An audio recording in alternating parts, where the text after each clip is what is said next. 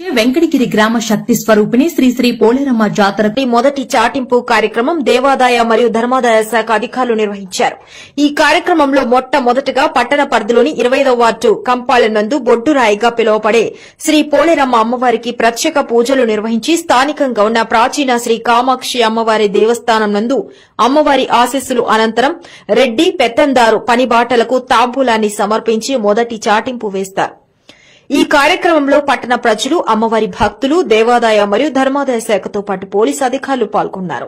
తాంబూలాన్ని అందుకున్న ఎట్టివారు బాణ సంచాలు వెలుగుల మధ్య జై పోలేరమ్మ తల్లి అంటూ అమ్మవారిని మదిలో తలుచుకుని రేపు బుధవారం కాకుండా వచ్చే బుధవారం పోలేరమ్మ జాతర హో అంటూ పట్టణ పురవీధుల్లో ఘనంగా చాటింపు కార్యక్రమం నిర్వహించారు.